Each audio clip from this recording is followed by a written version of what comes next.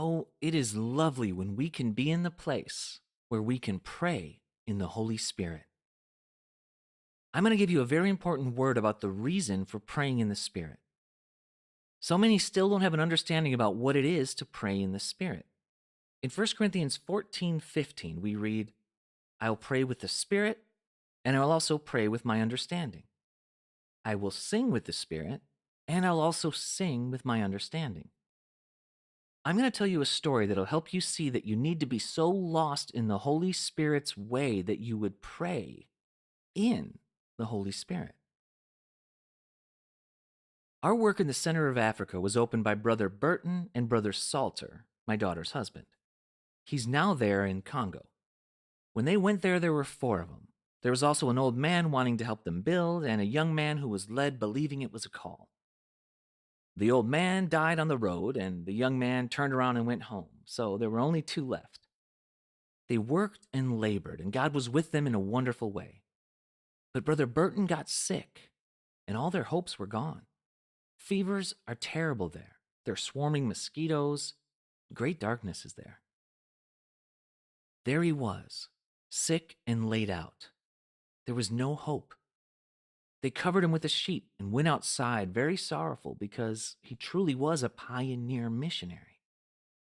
They were in great distress and said, he's preached his last sermon. When they said that, all of a sudden, Brother Burton stood right in the middle of them.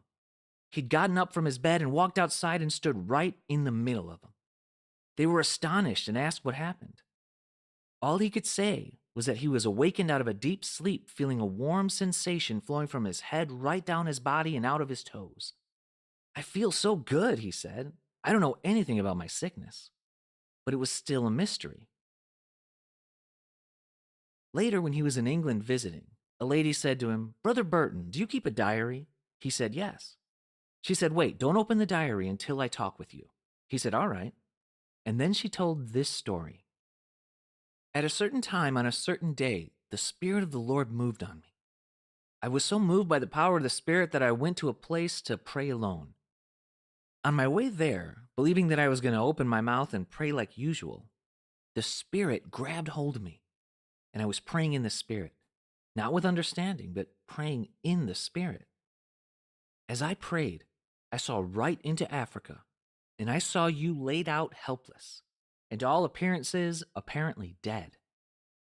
I prayed on until the Spirit lifted me and I knew I'd gotten the victory. And I saw that you had risen up from that bed. Would you look at your diary now and see if it was on this day at this time? He looked in the diary and found it was the very same day.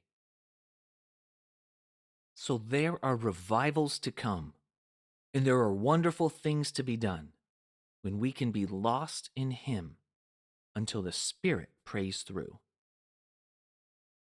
It is only He. It is He who rolls away the cloud.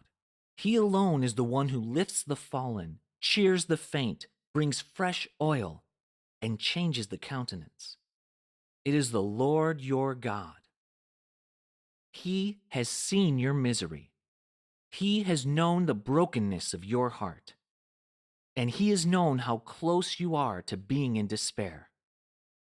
Oh, beloved, God is in the midst of us to help us into these wonderful places of divine appointment. Are you ready for all the differences to dissolve and have the same evidence they had in the upper room at Pentecost?